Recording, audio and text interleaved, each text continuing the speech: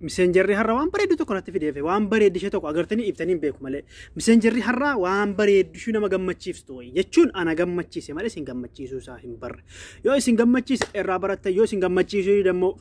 niiftani kabajamtoota hordoftoota kiyya har'a kana miseegerri har'a waan haaraa fide isin agarsiisaa tan Facebook keessaa immoo har'a gaaffilee namni cufti Facebook gaafata Facebook ni keessaa baanitti deebi'uun dadhabamee jira amma loogaa audio gootetti deebi'uun paaspoortuma kee didaa jira kanaafuu raayitii dubbaa jiru kana agartaniittu raayitii akkas godhatanii Facebook keessan jabeeffachuun gaariidha kanaafuu gaaffileen Facebookaa heddummaatee jira kabajamtoota hordoftoota kiyya kommentiilee keessan tokko dubbisaan jira kommentiin keessan waan hin barsiisee dabarfadhe qofa YouTube jira kan pilaastoraa kan waan fetanii YouTube jira viidiyoo dhibba meeqa jira YouTube jala kanaafuu YouTube kiyya Riyo Shafi yookiin profaayilii TikTok yookiin liinkii Facebook irraa liinkii bakkuma fetanii qabatanii warri TikTok profaayilii tufachanii tuqtanii kanaafuu dhaqaati YouTube kiyya jala galaati yookiin immoo Riyo Shafi jechuu qubee tokko sarchi godhaa dhaqaa viidiyoon achiira wanti isin gaafatan cuftachiira kabajamtoota hordoftoota keenya kanaafuu ar'amee Miseeger keessaa waan addisiiftee isin agarsiisaa Facebook keessaa immoo akkaataa isin namni isin hate moo hinanne Facebook keessan imee bakka kamtti sirreeffatanii Miseeger keessan seentan ilaaltanii Miseeger keessanii egaa kabajamtoota hordoftoota kiyya YouTube channel kiyya gizee dhaxxanii subscribe yoo gootanii mallatoo bell iPhone bukkee sana tuxxani isinumaaf barumsa achi argattu yoo dhiiftanis immoo giroo keessani warri immoo kommentii jala barumsuma argaa wanni kun maali wanti heddu kommentii tokko jira bitta ijoolleen dhiira viidiyoo kana daawwadhaa isin immoo viidiyoo kana daawwadhaa hanga jirri kan barumsa daawwatanutti egaa kabajamtoota hordoftoota kiyya har'a kan isin agarsiisaa warra akka Facebook keessan nama hate keessaa baaftanuufi akkaataa namni hatuu eeggattanuufi Miseeger waan haaraa dhufe kana sadan isin agarsiisa kan Facebookaa guutuun isaa viidiyoo YouTube jala kan YouTube Miseeger ammoo bakkuma hundee isin gadhiisa akkuma feeta YouTube kiyya jala dhaqxanii barumsa darbe hedduutu jira achi barachuun ni dandeessan isin jedha YouTube channel kiyya dhaqaa subscribe godhaa achitti barumsa baradhaa kan jiru achitti daawwadhaa yoo dhiiftanii dhiisaa warra nu jaallatan isin jaallanna warra nu jaallannes salaamu alaykum egaa erga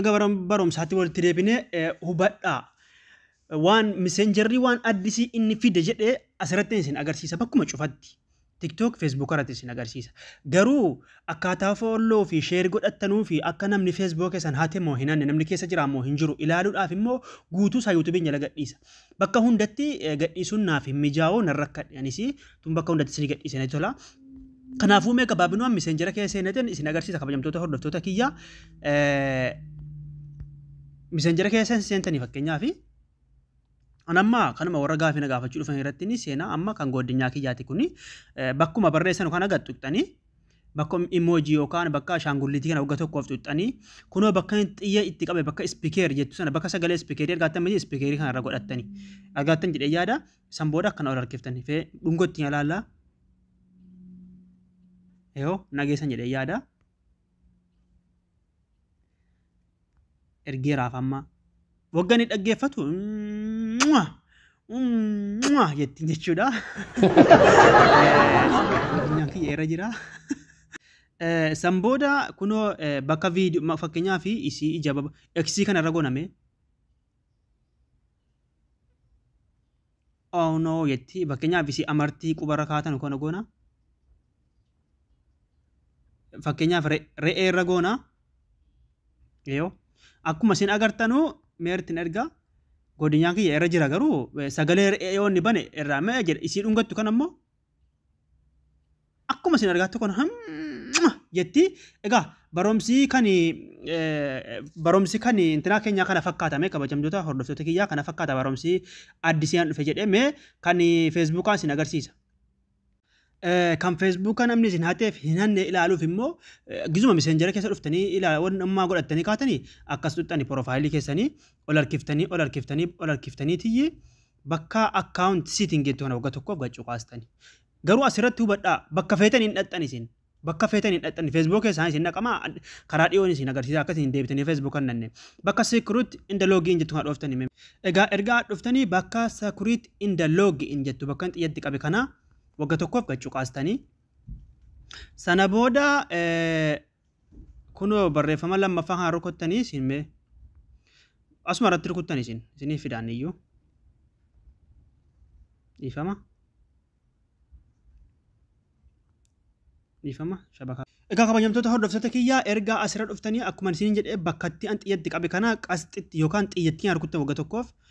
alla Facebook kiyya keessa kunoo nama jira jechuudha.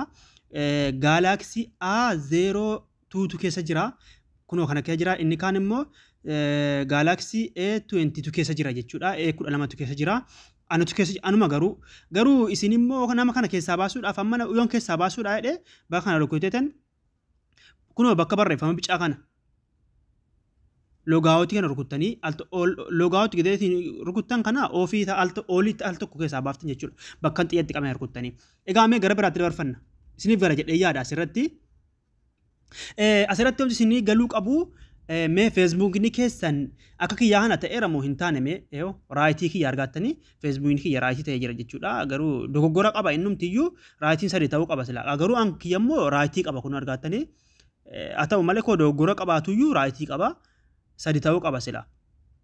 Akkasii obboleewwan kiyyaa akkasii barumsi keenya har'a kana fakkaata mee yoo